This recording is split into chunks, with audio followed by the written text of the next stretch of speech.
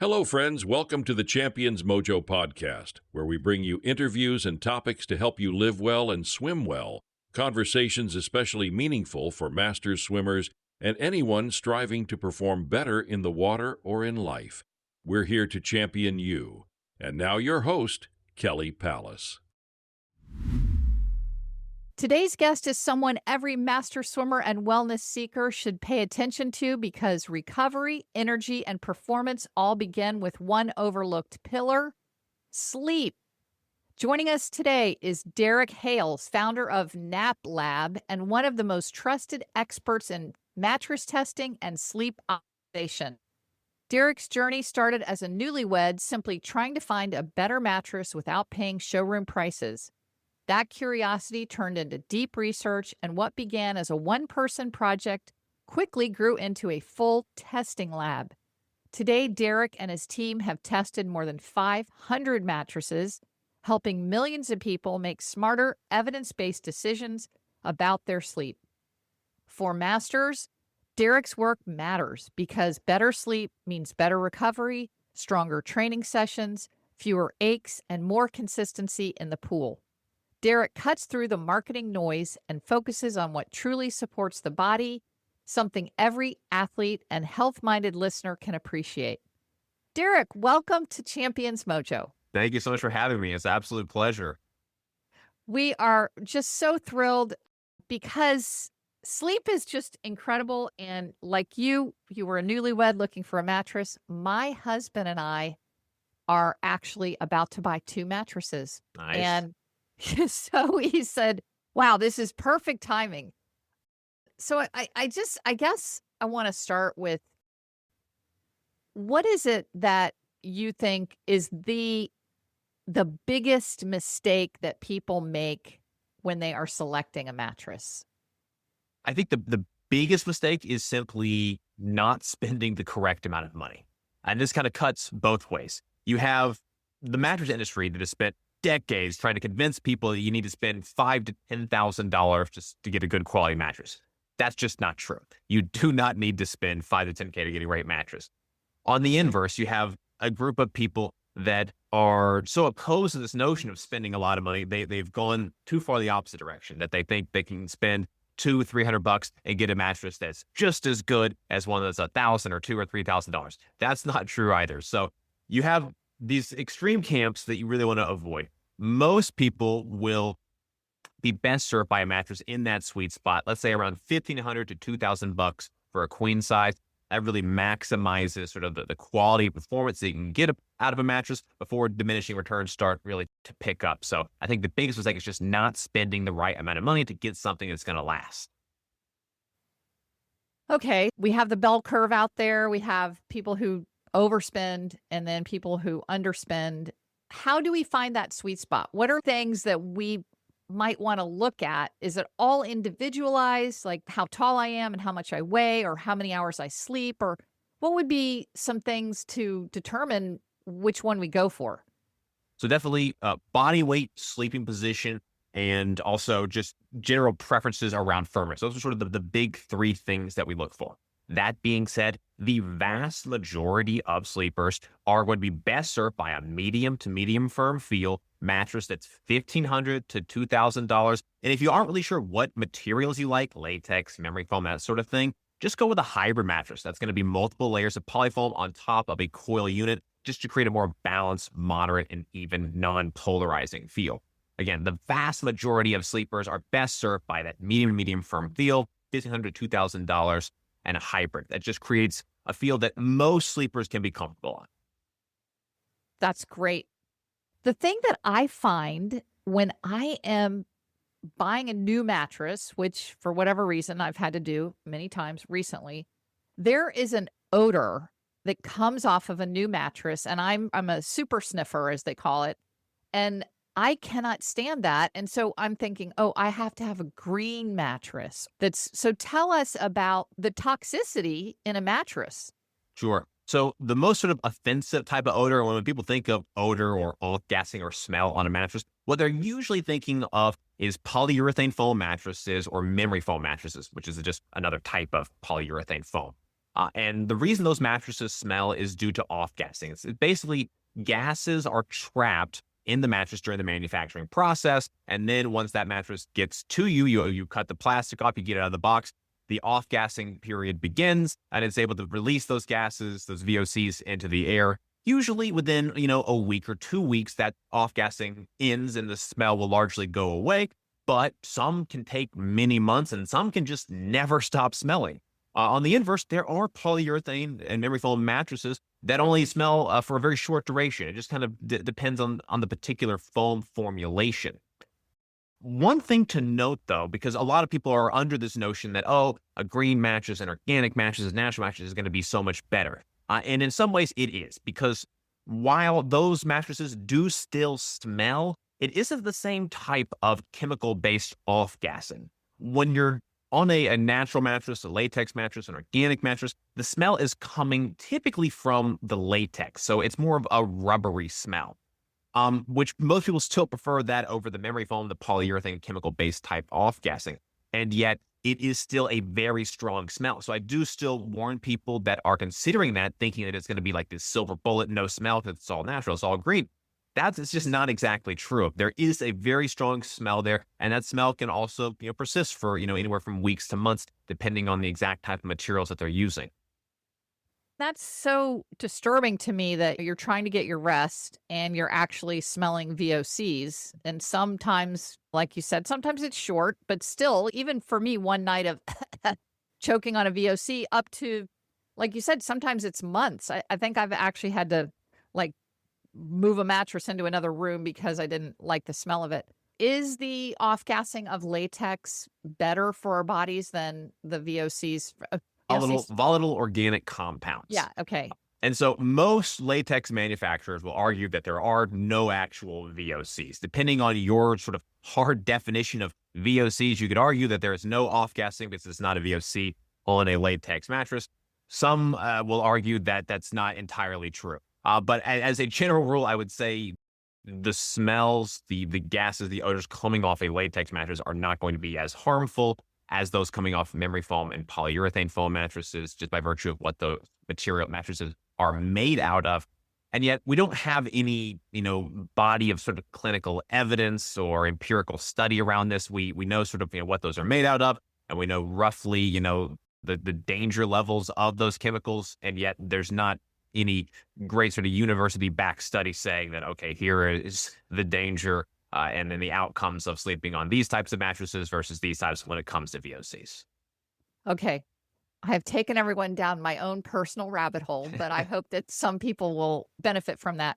So is there a difference just in general in the sleep quality that one does get if you decide to go all latex or all organic? Is that not as supportive or not as good of a mattress because you're trading that lack of, possible more damaging VOCs for organic material?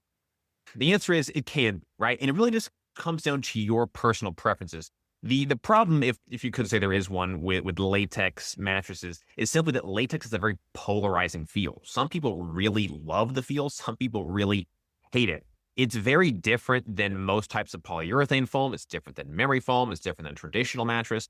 And so it's a feel that just doesn't work great for everybody. And so, again, a lot of people kind of come with the notion like, oh, it's natural, it's organic.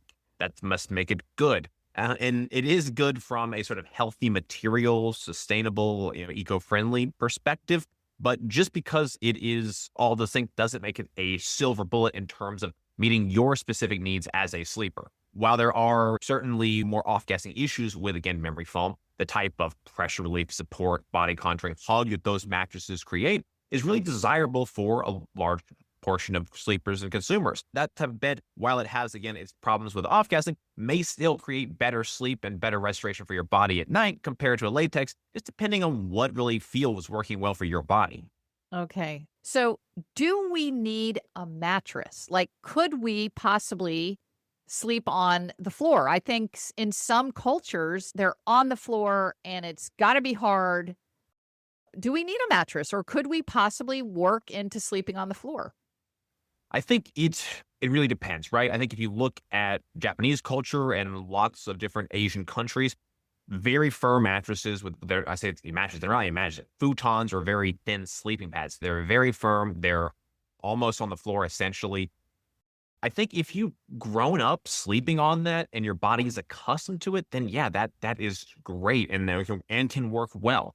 However, I think for a lot of people in the United States and in many Western countries that have grown up sleeping on more, let's just say medium to medium firm or traditional type, say 10 to 14 inch kind of mattresses, it is very hard to train your body into that. And I think it's just kind of what you get used to. Can you do it? Probably so.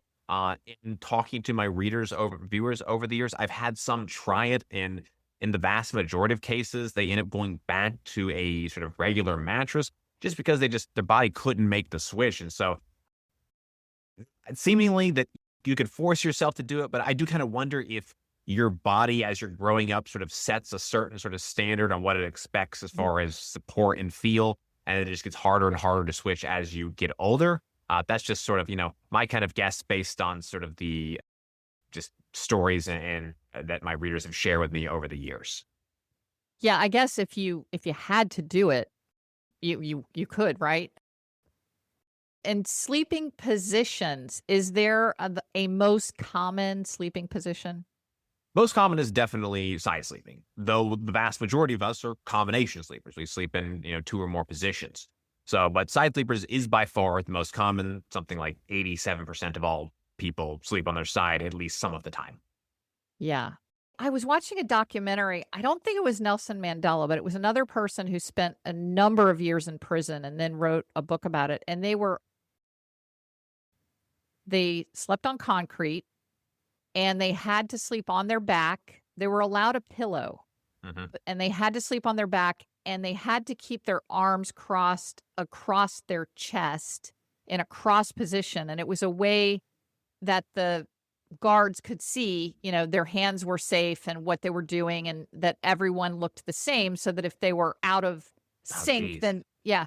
And this person said, I think I heard them on a podcast. They said that that's the only way they can sleep. So, interesting. Just to your point, that it's what we get used to probably. Yeah. But I thought, wow. And so many nights, sometimes I'm going to sleep after I heard that, and I'm thinking, putting my hands on my chest, but it's actually, that's not a bad position. I mean, if you had to be put in one position and you must stay there, that would be probably, something that we could all do. Well, okay. All right. Okay. We're going to come back to mattresses, but I want to talk about sleep, because not only have you become a mattress expert, but you are an expert on sleep. So what would be something you could share with athletes, how we can think about sleep and how much it might matter in performance? I think there is nothing more important to the body than good sleep. When we're talking physically, mentally, emotionally, energy levels, mood, it is the single greatest determinant to, I think, overall well-being. I think more than diet, more than exercise, more than anything. A study recently came out just last week. I forget the specific journal it was in, but they looked at sleep with respect to longevity, just how long people are living. It was associated with greater longevity compared to all other factors except for one, smoking. So don't smoke, and then make sure you're getting great sleep. So I think sleep is just paramount to everything we do. When we get great rest, when we're restored at night, the body can recover, the muscles can recover. Again, your mood, your energy, everything is optimized at its best possible level when we're getting great sleep. And the opposite is true when we're not. When you cut the hour short, you don't get 7 to 8 hours. You're more likely to get sick. You're going to have energy problems. You're going to have a harder time recovering. And that's particularly a problem for athletes who absolutely need sort of the best recovery at night possible. And how about naps? Have you studied naps at all?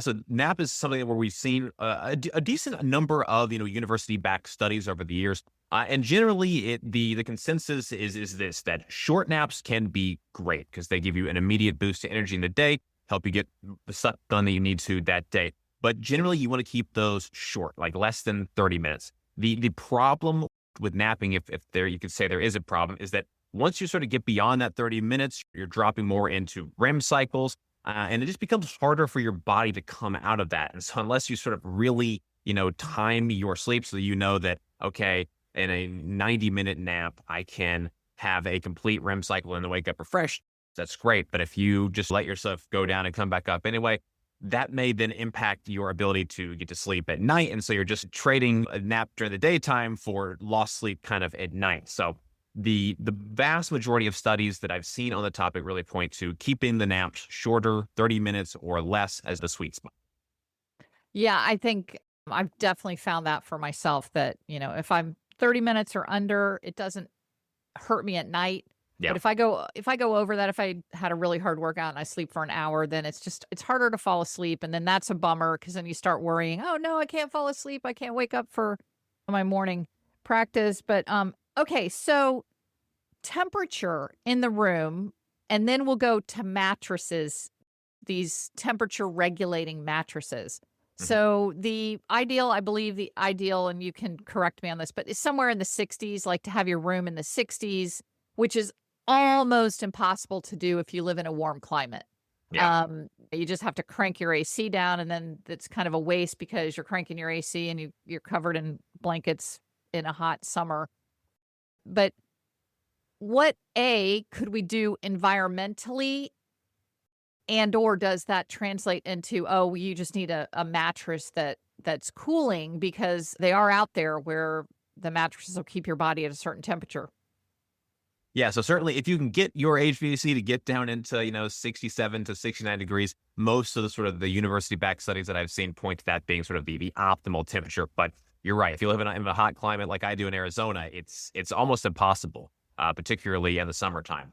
So in lieu of that, doing kind of everything you can to make it as cool as possible. So of course, you have kind of all the stuff on and around the mattress, the mattress itself, the sheets, mattress protector, your duvet and comforter. All of those are having an impact on how well the bedding and the mattress is able to breathe, how well it's able to wick moisture, and just in general keep you cooler. So making sure you sort of do everything you can for the stuff that you're actually sleeping on.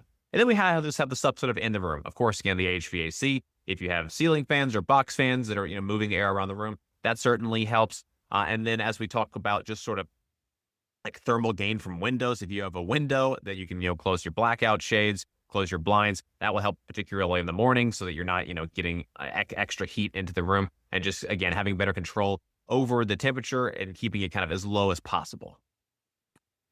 And now how about the actual mattress itself that cools? Yeah, so cooling on a mattress is by far the most important thing that sleepers care about. We are constantly surveying our readers and our viewers to make sure we know exactly what's the highest priority, and cooling is always the highest priority. And so it's one of those things that a lot of mattress manufacturers have figured out as well. So they're trying to build cool mattresses, but they're also desperately trying to market themselves as a cool mattress, even when that may not necessarily be true. So when you are shopping for a new mattress, it's good to have a level of skepticism about anything related to cooling, because it's not all true, really. So when it comes to cooling, I think the biggest thing that we can do is simply have a mattress that has coils. So hybrid mattresses are great in this area because they have a pocketed coil base. It's going to create more airflow, more breathability in the mattress, and it's just physically less material that can absorb and retain heat. This is in contrast to, say, like an all-foam mattress, where it's just an entire block of foam that is going to gradually absorb and retain more heat. And kind of like no matter how good everything else is on that all-foam mattress, there are very few exceptions where an all-foam mattress is going to beat a hybrid mattress. So definitely hybrid mattress is where I would sort of start my search for cooling. Beyond that, it gets really difficult. And the challenge is simply because of the way that brands market their materials. For example, something like gel as a material type can and does improve cooling on a mattress, but it really comes down to both the quantity of gel and the quality level. So when we have situations where a brand has just sort of sprinkled gel beads in, that's not going to do much. When they've swirled some, 2% a gel mixture into the foam, that's not going to do much. We need a substantial quantity of gel before it really starts to have a notable impact.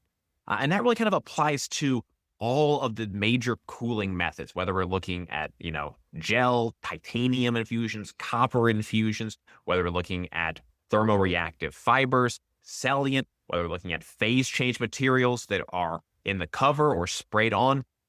We need both quantity and quality. And even as somebody who really knows a lot about this, until I physically put my hands, my body, and my thermal cameras onto the mattresses, it's really hard to know. I can make a good guess, but brands have really made it hard to know exactly, what's good and what's not so good. And then as a result, it's hard to know just how good cooling performance can be. Yeah, and then I wonder when you're bringing in all these weird, chemicals and things that haven't been tested, like what is the gel made of? What are the beads made of? What is the, that all adds to that VOC, which is one of my top things. I mean, I really don't want to be sleeping on something that doesn't, smell good. And then isn't there, it's not the mattress, but there's this device that you put on top of your sheet that has a little machine under the bed that actually it's like a layer of cool water that you sleep on. Are you familiar with that? Yes, exactly. So I sort of classify these products as active cooling systems. So 8 Sleep, Chili Pad, and BedJet are sort of the big 3 right now on the market. Now, BedJet is distinct from the others, where it is more of a miniaturized HVAC fan sort of system. It has a special set of sheets, and it's just sort of always blowing air onto the sleeper while they sleep. Chili Pad and 8 Sleep, these are basically water-cooled mattress pads. So they have flexible tubing that runs through the mattress pad. You put that on top of your mattress. You say if you want to be warmer or cooler, and then it sends the appropriate water temperature in that, drawing heat away with that water and helping you be more cool at night. Have you tested any of those? Yes, I've tested all 3 of them. And what is your favorite one to be cooler, Mr. Arizona? I mean, 8 Sleep is absolutely the best. There is no question. And yet the system is $2,000 to $5,000 and also has a monthly subscription thing. So it is just sort of absurdly priced. Chili Pad is something like $600 to $800. Again, still very expensive, but markedly less so than 8. BedJet, I don't love it just because I don't love air blowing up. I know some people, love the fan. So if that's you, go for it. But for me, it wasn't a great fit. So definitely, I think Chili Pad is probably the best overall value, but 8 Sleep is the best performer if kind of money is no object and you just have to have the absolute best cooling. Do you use any of those yourself personally? I do not know. I am not an especially hot sleeper. I have weirdly low body fat thanks to my dad's genetics. And so I am kind of just always cold, even when it's not really cold outside. Oh, that's a gift. So, when you live in Arizona, that's a gift. Yes. So would you, on the 8 Sleep, and that was specifically, my husband listens to another podcast. It's called the Gym Bros or the Meatheads, or I don't know what he calls them. But anyway, they're talking all this Great week. name. Yeah, they're talking about all this, the 8 Sleep, 8 Sleep, 8 Sleep. So he said, oh, you got to ask Derek about 8 Sleep. And to me, it just seems like it would be loud and probably have a lot of potential for off-gassing. Did you find either of those? Off-gassing, no, because there's just not a whole lot to it as far as material. It's just a thin sort of layer of fabric, and then you have the tubing in it. So there's really not much that could off-gas, and especially compared to how the way the polyurethane foam is memory foam. There's no foam in it, so no off-gassing there. Noise, I think it just depends on how sensitive you are. Wouldn't describe it as a high level of noise, somewhere between slight to moderate. So if you are very sensitive, yes, it's going to be a bit of a bother. So you've got basically a little box that sits on the floor and that can go under your bed. And that's what's doing the cooling or heating as you need. Okay. As a sleep expert, pajamas or no pajamas? I think in general, no pajamas is better. It's just better for breathability. It's better for keeping your body cool. If you do go pajamas, I would say go with Salient. I don't know if you've seen or heard much about Salient fibers. It's basically a special type of fiber that has been clinically proven to increase basically oxygenation through your blood flow, which has all sorts of benefits for muscle recovery and cooling. So if you do go with pajamas, find a full set of Salient, and I think that can make a big difference. The material is actually called cellulin. Cellulin, Cellint.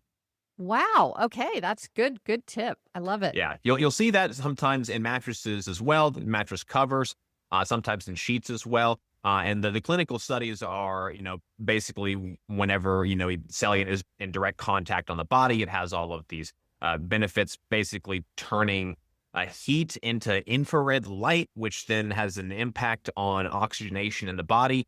It's really interesting science to see material work this way. But this is another one of those things where, just sort of sprinkling in a little bit is not going to have a big impact. But if you have that in a set of pajamas on your body, then it can really have a big difference. So that might not even, that might be good even if you were a no pajamas person. Could it possibly help with, our recovery and healing? Absolutely. I think it's certainly worth trying. I think for any of your swimmers that are, looking for any possible edge, getting a set of Cellulent pajamas for, $100 or so is absolutely worth the cost. Particularly if you're already sleeping in pajamas, like it's a no-brainer. Wow, that's really cool. Oh, I love it when I get something that I really learned. This is cool and exciting. All right. Do you have your own personal pre-sleep routine? I know in our household, we have like 5 things that we do consistently. And I wondered, do you do one? And are you a great sleeper? I'm a pretty good sleeper, I think, for the most part. I used to be a better sleeper before kids. The kids really make it a challenge, but to the extent it's still within my control, I sleep pretty well. I usually get at least, 7.5 hours a night. And my routine is pretty simple. I think the biggest thing for me in recent years has just been getting off the phone. I just try to make a point to just put the phone down at least, 30 minutes, if not an hour before bed. Stay off that. Beyond that, I know I have my sort of standard get ready to sleep at night. And then once I'm in the bed, I'll do, a few minutes of meditation just to kind of calm down, just sort of, take stock of the day and just sort of, try to empty my mind so that I can, I don't have just this loop of to-do things going through my head. Sort of years ago, I really struggled with that where I just couldn't shut my mind off from the giant to-do list. And so taking a few moments to just, mentally go through those and then let them go. That made a big difference for me. Yeah, and I'm sure routines will definitely vary depending on what stage you are, in life. If you've got small kids, man, you got a big routine of getting them ready for bed, and then you've got to get yourself ready. Yeah, my husband calls himself, you'll love this, he calls himself a professional sleeper. Love it. He does not, it is the most important thing to him. Our family and friends know. So his routine, which I just love talking about these, I think they're fun.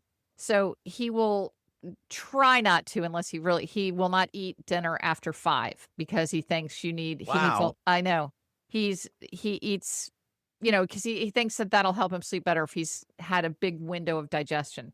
Yeah. Then we are not allowed, we're business partners in our, company, our real estate company, which we've been together with for, 20 years.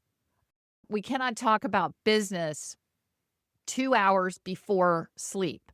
So, because you'll get into something you'll just start grinding on.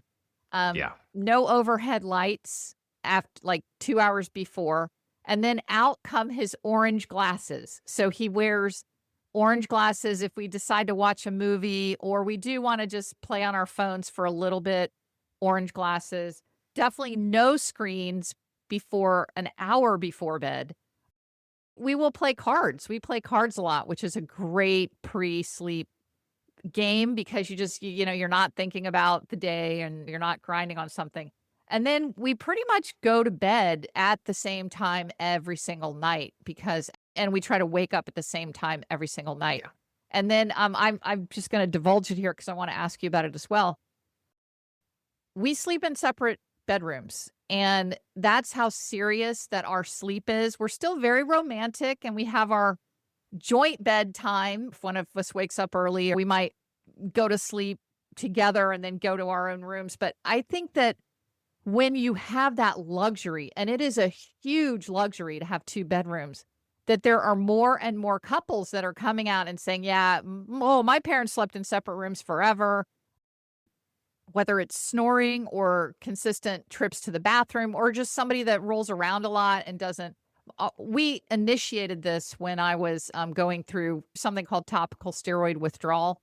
And I was Mhm. so itchy all the time. There was about a 10-year period where my average sleep duration was about 40 minutes, and then I'd wake up and scratch for Oh, 40 minutes. So he started in his own bed. But if you tour like the White House or even the Biltmore Estate in North Carolina, the really people that had the luxury of having two bedrooms, the husband and wife had separate bedrooms because it's like if somebody has a cold, you have your bedroom, you still have that, intimacy and romantic time. But when it's time to sleep, that is how seriously we take sleep in our house.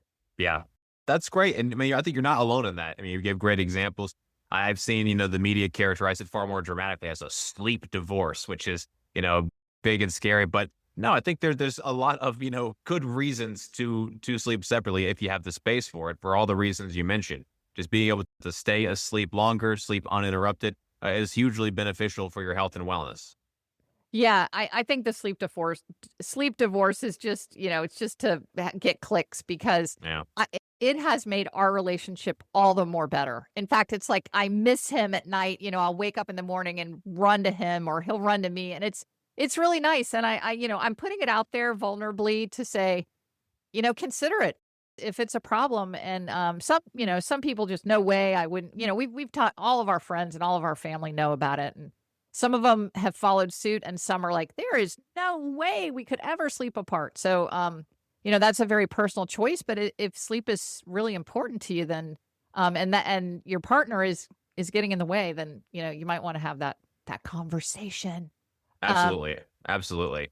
And even if you don't have two separate bedrooms, just having, two twin XL mattresses sort of separated in a master primary bedroom can make a big difference as well. yes, absolutely. Yeah. I could go back to the television shows of the 1960s Yes. and 70s. They were all in twin beds. Yes. So, well, Derek, this has been wonderful. I always finish with the last question. If Is there anything that I have not asked you? Because, I could talk about sleep all day long. I think it's a very deep and broad topic. Is there anything that I haven't asked you that you think you would like to share with us on this topic? I think we've covered most of the big things. So, one thing I always encourage my readers when they're shopping for a mattress is to one, make sure you're spending the right amount of money, and we would hit on that a little bit earlier. That $1,500 to $2,000 sweet spot for a queen, I think, is sort of the optimal amount. Where up to that, you're just getting more and more and more. After that, you start to get sort of the diminishing returns on sort of how much you're getting in a mattress. There really is no need to spend more than $3,000 on a mattress, with very few cases. If you're getting all organic, all natural, okay, yes, you're probably going to spend a little bit more. But these beds that are, five, six, seven, eight, $10,000, in the vast, vast majority of cases, you just don't need to spend that. So I hate seeing people overspend on mattresses just really paying for the brand name. So know that you can get a great quality mattress for a lot less than what many mattress brands would want to have you believe. Okay, Derek, we are about to pick out our mattresses. So I hear that NapLab has a great thing that we can use. Tell us about it. Yes, we have basically it's a service where we provide personalized and free recommendations to our readers. So you answer a few questions about your needs, your preferences, your firmness, your budget. That goes straight to me or somebody else from my team. We go through that. We compare it to every mattress that we've tested, and then we send you back a personalized mattress recommendation within 24 hours. Wow, that's a really nice service, and we will definitely be doing that. And now we all know that we'll be getting two, one for Mark and one for me. So, Perfect. yeah, awesome. All right, thanks again for being with me today. Hey, it's my pleasure. Thank you for having me. Thank you for listening to the Champions Mojo podcast. Would you consider leaving us a 5-star review on Apple? That's like getting a best time for us. Kelly and our team would be so grateful. See you next week for another boost of mojo.